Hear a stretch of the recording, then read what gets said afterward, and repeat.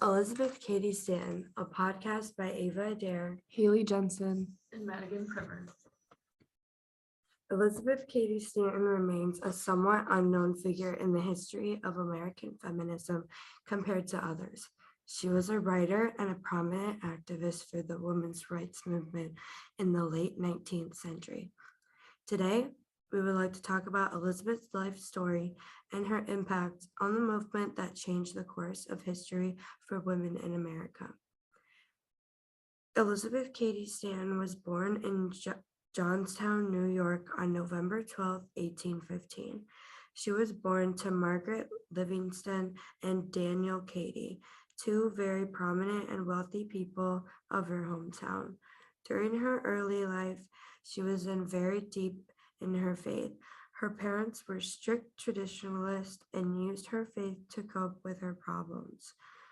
Due to her well-off status, she was able to study at Johnstown Academy and later on attend Troy Female Seminary. In 1839, Stanton stayed with her cousin in Peterborough, New York, where she was introduced to the abolitionist movement.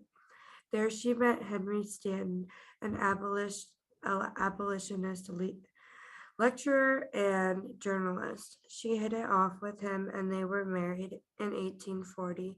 Then she became involved in the anti-slavery movement alongside her husband. She went to the World Anti-Slavery Dignation in London, where she met fellow women's rights activist Lucretta Mott.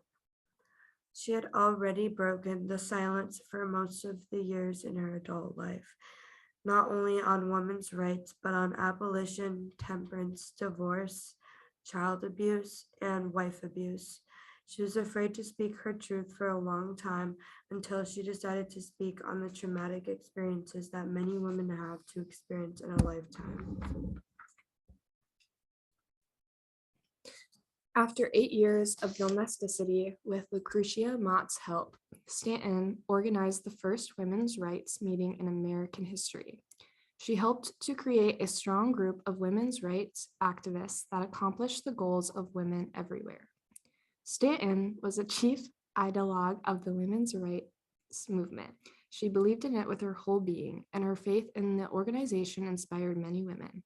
She ended up working with famous women's rights activist Susan B. Anthony and collaborated with her on speeches, articles, and books. Stanton ended up organizing the first women's rights convention in 1848. Her involvement in the movement led to the 19th Amendment in the Constitution, which granted women the right to vote. She also had several well-known speeches where she poured out her beliefs and opinions of women's rights. Her speeches focus on labor reform, radicalism, and suffragism.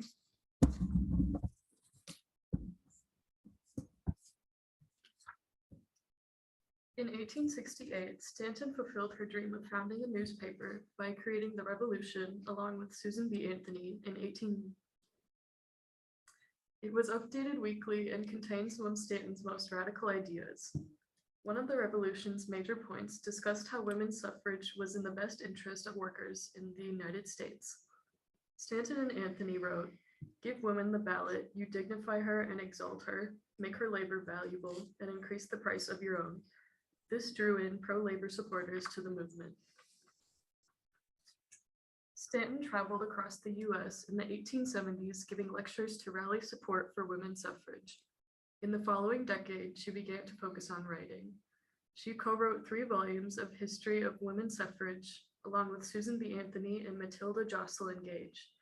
In 1887, she moved to New Jersey and lived there for the remainder of her life. She published an autobiography titled 80 Years and More in 1898, where she reminisced about her life and her accomplishments. Stanton lived to be 86 and died of heart failure on October 26, 1902 in New York City. Elizabeth Cady Stanton's work was crucial to the women's rights in America. She helped to launch the movement and gain more recognition for it with her ideas. Her significance is vital to be recognized for the revolutionary changes for women she helped to kickstart.